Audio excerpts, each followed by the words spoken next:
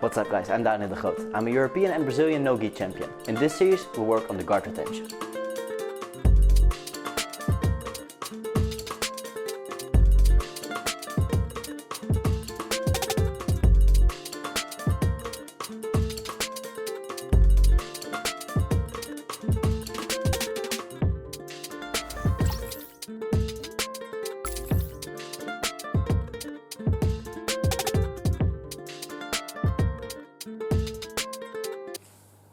What's up guys, welcome to the new videos in our series about guard retention. This one is about the Torreador pass, or the bullfighter pass. It's known as a lot of words. I'll show you some of its variations. So one of the basic ones is where you're putting the hand on the hip, on the knee, pass, or you can do more like a steering wheel, lay on the low version where you like steer your opponent around and then drop your shoulder. Very common pass. Used a lot like in a blitz style, so really fast combined with other passes, and quite hard if you don't know what to do. So when we're retaining our guard, this one is usually happening when you're lying down. So here, so our first concept that's important here is of course we want to keep our knees closed and also our hands in front of our legs. So whenever part goes in, again, especially in the gi, I like to use this as a setup to play spidey guard. Now in no-gi, I will still do the same thing with my feet, but like the grabbing the wrist is not really useful. It's really lost battle if I just want to hold his wrist and start playing like a no-gi spider guard. Unless you're very strong and your opponent's very weak, it's not going to work. So when my opponent comes in, I'll try to get my feet on his bicep, and it's already killing his Torreador pass. So let's look at it again. Actually, on the knee. Yes, there. Sometimes you can't go on the inside because your opponent is holding like a little bit more to the inside. You can circle over and get more like outside lasso on the arm, but usually one of the two is available. So you either circle in on the biceps or you circle out in more of a lasso style. Even if it's no-gi, this stuff works. Okay. So now, let's say Bart goes for the pass, but I'm a little bit too late with the recovery. He's already entering the pass. I'm going to do the second thing I like to do, which is posting his shoulder and recovering a lasso. So he comes in, he passes my guard, I'm going to block his shoulder, and here I'm going to use that flexibility trick we talked about earlier in the second video. Check it out here. I'm going to use speed to aid my flexibility. So I'm going to push him away, throw my leg over, and now I've retained a really good guard. I got the lasso, even though it's no-gi, it does help against the guard pass. And from here, like there's no pass for him. If he tries to go through with the pass, just keep my knees close to my chest. I use lead from here, I start recovering, playing a different guard. So from a different angle, comes in for the pass. I post on the shoulder. I use the flexibility trick so I don't work really hard to get my foot over his head. I'm going to throw it in one time.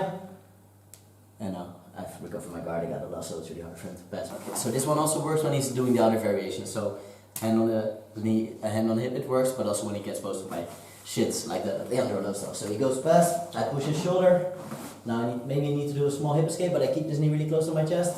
I kick my leg free, start recovering my guard. Usually from here, I will just use that frame until he switches his grip. So here, use that frame. It's really hard for him to get closer unless he switches his grip. Then I start recovering like this. So you're going to frame on his shoulder and use that flexibility trick. Even if you're not so flexible, you should be able to do this to retain your guard. If you're really inflexible or you're too late with the framing, there's still other things you can do from here.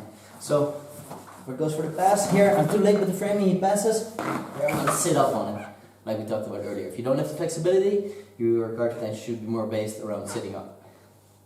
When I'm sitting up, I'm using my forearm against his neck. My hand is posted, and I'm on the up. I'm in line, so he's pushing here. My hand is posted here, I'm in line here. I'm turning away from him, and my hands, through my other hand, are in line. So, sit up, opening my chest, turning away from him. This might be counterintuitive, but you have to turn away from your partner. You can't sit here like this because he's just gonna put you flat on the back. Open up my chest. This is a frame. I sit back, start facing him again. Most important concept, guard retention, always face your opponent. So one more time. Passes, I'm too late, sit up, retain. Passes to the other side. I sit up, open my chest, hand is posted, don't push your hand too much forward, you're going to drop behind.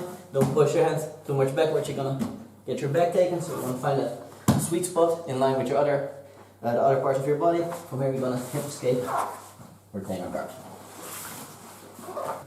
Okay guys, so sometimes you're even late with the grip on the collar. So now I was using like a Muay Thai clinch to block him, but sometimes your partner is too fast and he's already getting close to you here.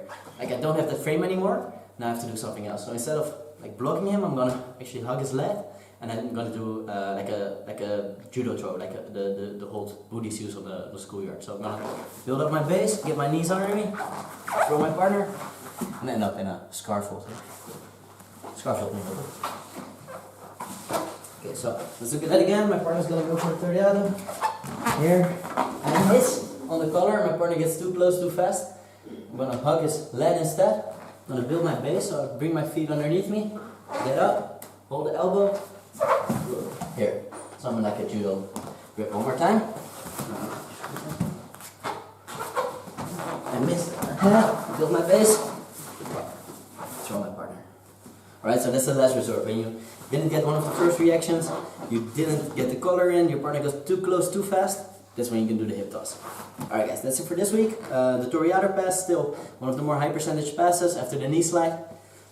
If you're too slow, if you don't know what you're going to expect, you're going to get your guard passed. So make sure to follow the principles, keep your knees closed, hands in front of your legs, and from there you can start using the retentions that we discussed today, from the early stage to the late stage. If you like this video, make sure to leave a like, leave a comment, and make sure to subscribe, hit the notification bell so you can be ready when our next video about guard retention drops. Thanks for watching.